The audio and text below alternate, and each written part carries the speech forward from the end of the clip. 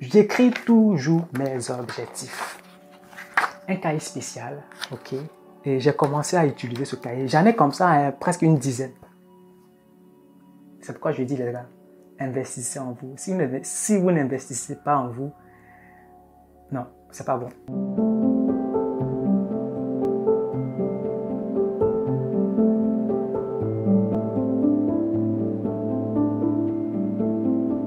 Quelles sont les 3 fonctions vitales du subconscient? Bienvenue sur PNFAV Institut, je suis votre serviteur Kedia Kassi. Sur cette chaîne, nous partageons ce que nous pensons, ce que nous sommes, ce que nous faisons et ce que nous avons avec vous, afin de vous permettre de savoir qui vous êtes véritablement, mais surtout de quoi vous êtes capable, parce que vous pouvez tout être, vous pouvez tout faire et vous pouvez tout avoir. Il n'y a pas de limite.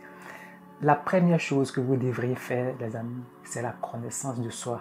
C'est d'investir en vous pour mieux vous connaître. Ça, c'est la toute première chose. Parce que remarquez très bien que tous les gadgets que nous avons achetés, les téléphones, les habits, les chaussures, tout ce que nous avons eu à faire comme dépenses sur nous, il fut un moment où toutes ces choses n'existent plus sur nous. Par contre, tout ce que nous avons mis en nous, tous les investissements qui ont été faits, qui ont été injectés en nous, continuent de demeurer jusqu'à aujourd'hui. Donc, investissez en vous pour mieux vous connaître, pour pouvoir aller plus de l'avant.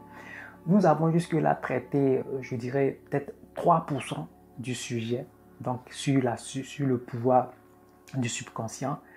Et rien que les 3%, je pense que vous avez appris pas mal de choses. Par contre, ce que je voudrais vous demander, si vous avez d'autres questions, si vous avez eu des incompréhensions par rapport à toutes les vidéos qui ont été faites sur le subconscient, n'hésitez pas les amis à poser vos questions parce que nous sommes là pour vous servir. Aujourd'hui, nous allons discuter un peu au sujet des 3 fonctions vitales du subconscient. La première chose sur l'esprit subconscient que vous devez comprendre, comprenez d'abord que l'esprit subconscient ici joue le rôle de créateur, de protecteur. Et du point de vue physique, du point de vue de la santé, lorsque nous nous blessons, par exemple, prenons le cas d'une blessure. Lorsque nous nous blessons, parfois, nous ne trouvons pas nécessaire de soigner la plaie. Et 2 ou 3 jours après, nous avons l'impression que la plaie se guérit toute seule. Mais à votre avis, qu'est-ce qui fait ça? Eh bien, c'est l'esprit subconscient qui joue ce rôle très, très, très vital. Parce que l'esprit subconscient est le maître de l'intérieur. J'ai envie de dire le ministre de l'intérieur. Donc, tout ce qui régit notre monde intérieur, c'est notre esprit subconscient, comme vous le savez, qui joue ce rôle. Et donc, quand il y a un virus, quand il y a un microbe, quand il y a une bactérie qui s'infiltre à notre monde intérieur, notre esprit subconscient, comme il est en collaboration avec des agents de défense, qu'est-ce qu'il fait? Il envoie ses agents de défense pour pouvoir défendre votre corps, pour pouvoir défendre votre santé. C'est pour ça que quand vous vous blessez et que vous ne soignez pas la plaie, 3 jours après, vous avez l'impression d'être guéri parce que l'esprit subconscient envoie des agents comme des globules blancs, comme des globules rouges pour pouvoir guérir, cicatriser la plaie. Il y a une citation qui dit que le médecin soigne, mais c'est Dieu qui guérit. Qui est Dieu? Où est Dieu? J'ai fait une vidéo récemment là-dessus, la créature la plus parfaite, l'être humain. Donc, si vous n'avez pas vu la vidéo, les amis, je vous invite à aller la voir. Et donc, comme nous sommes créés, je pense que vous le savez, nous sommes créés et selon l'image et à la ressemblance de Dieu, tous les attributs, toutes les fonctions qui se trouvent en Dieu sont également en nous. Alors, si c'est Dieu qui guérit, ça veut dire qu'il a mis cette fonction de guérison également en nous. C'est pourquoi, les amis, je vous invite à investir en vous davantage pour mieux vous connaître. Parce que quand vous allez vous connaître, vous ne serez pas ébranlé. Dans le mois de décembre, j'avais eu quelques petits boutons au niveau des doigts. Et j'ai mes collègues au boulot qui me disaient d'aller voir un médecin pour qu'il me traite, qu'il me fasse une ordonnance et tout pour pouvoir acheter des médicaments. Mais comme je savais que mon subconscient était capable et qu'il pouvait le faire, le travail était maintenant à mon niveau. C'est-à-dire comment faire pour pouvoir informer mon subconscient pour que le travail rapidement soit fait. Les amis, en 6 jours déjà, sans traitement, j'étais guéri. C'était juste au niveau des doigts. Ça me démangeait énormément.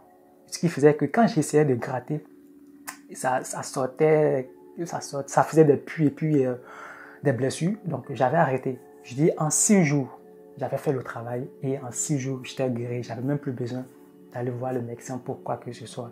Et donc, je vous invite à faire pareil. C'est des expériences que nous pouvons tous vivre parce que nous sommes la créature la plus parfaite, la plus complète, ok, la plus, j'ai envie de dire, la plus sophistiquée parmi toutes les créatures qui ont été faites. Cherchez à vous connaître. Deuxième fonction vitale du subconscient, du point de vue mental, c'est le siège, c'est le centre de notre cerveau, de notre mémoire. C'est là que toutes les informations vont se stocker. Il y a des gens qui pensent qu'ils sont moins intelligents que certains et plus intelligents que d'autres. En fait, c'est faux, c'est pas vrai. Nous avons tous la même capacité intellectuelle. Ce qui nous diffère les uns les autres, c'est le degré et de ce que nous en faisons avec. C'est ça qui nous différencie. Sinon, nous avons tous le même potentiel intellectuel. Maintenant, il faut savoir l'utiliser, il faut savoir le travailler. Maintenant, comment travailler sa mémoire? Pour travailler sa mémoire, première chose, vous devez beaucoup lire. Oui, les amis, lisez beaucoup. Moi, il y a 2 ans en arrière, je lisais 1 livre par semaine. Pour ceux qui le savent, 1 livre, les amis, par semaine. Et écrivez beaucoup. J'écris toujours mes objectifs. Un cahier spécial, ok? Et j'ai commencé à utiliser ce cahier. J'en ai comme ça presque une dizaine. C'est pourquoi je dis, les gars, investissez en vous. Si vous n'investissez pas en vous, non, c'est pas bon. Et j'ai commencé à l'utiliser le lundi 19 décembre 2022. J'ai commencé à l'utiliser. Voilà. Là, j'ai tout écrit. Mes objectifs, tout. Je note tout là-dedans.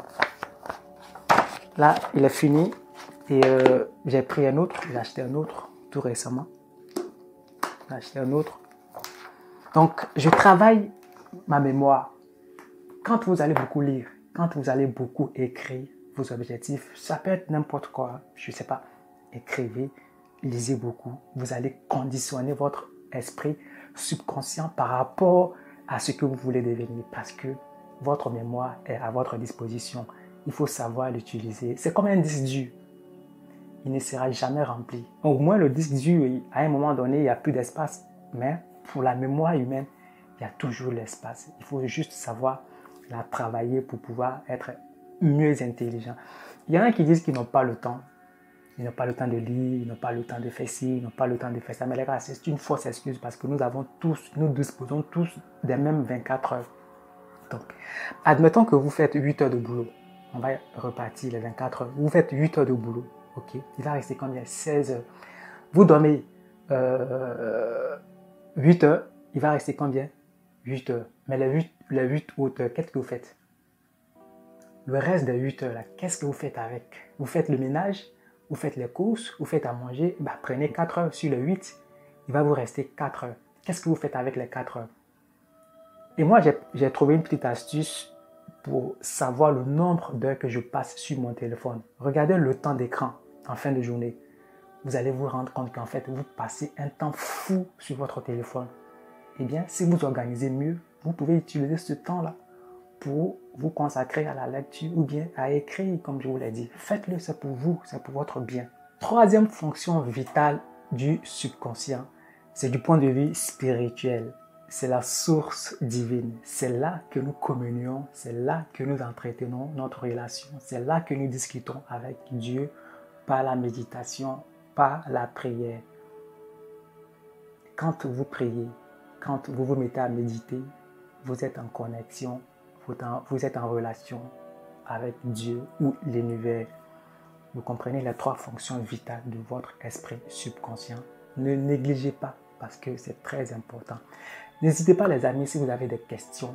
Nous sommes toujours disponibles et si vous avez d'autres sujets également, n'hésitez pas. Nous allons vous répondre. C'était votre serviteur Kedia Kassi, PNFAV Institut, vous servir notre devoir.